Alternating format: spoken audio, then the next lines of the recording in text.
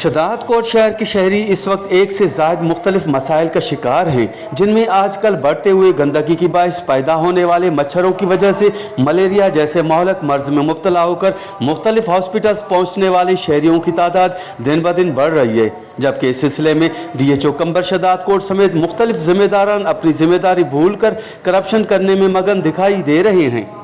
Shahdadkot city में असां रहूं था, असां एतरी गंदगी जे पिड़ चढ़ियल आहियूं जो असां पंहिंजे दरवाज़नि खां निकिरूं था त असांखे गंद जा खोड़ा नज़र था अचनि। आख़िरकार असां शहदादकोट जी अवाम असां कहिड़ो गुनाह कयो आहे, कहिड़ो क़सूर कयो आहे जो असां हिन महिल ताईं बि दुनिया डिजिटल दौर अलाए किथे वञी पहुतो आहे। ॿिए के शहर में वञो या ॿिए के हंधि ॿिए सूबे में हलिया वञो या ॿिए शहर में हलिया वञो, तव्हां ॾिसंदव त रोड ईअं चमकनि था शीशे वांगुरु, पर अफ़सोस शहदादकोट सिटी तव्हां ॿाहिरि निकिरंदव या त तव्हांखे पाणी नज़र ईंदो या गंदगी नज़र ईंदी।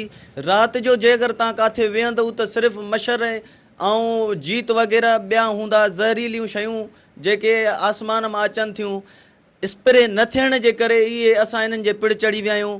हे जेको लखें रुपया महाना जेका असांजी बजट अचे थी म्युनिसिपल कमेटी में, हे असां हिननि चोरनि लुटेरनि मां एतिरो तंग थी विया आहियूं। लखें रुपया बजट अचे थी, उहे पंहिंजा बिब भरे वञी बंगलनि में सुता पिया आहिनि। असां हिते अवाम तड़पी तड़पी इस्पतालुनि में पिया आहियूं। असां इस्पतालुनि में वञूं था, तव्हां इस्पतालुनि में ॾिसो त मरीज़ केतिरा मलेरिया जे इन मर्ज़ में तड़पनि था पिया। त असां अवाम आख़िरकार कहिड़ो क़सूर कयो आहे? मच्छरनि जे लाइ थींदो आहे इहो स्प्रे कयो वञे, असांजो इहो मुतालबो आहे। कहते हैं सेहत है तो सब कुछ है, मगर शहदादकोट में ये सब उल्टा चल रहा है। शहरी एक मर्ज की इलाज करवाते हैं तो दो नए मर्ज लेकर घर पहुंच जाते हैं। वजह है शहर में फैली चारों ओर गंदगी ही गंदगी। कैमरा टीम के साथ गुलाम अली बरावई, वश TV शहदादकोट।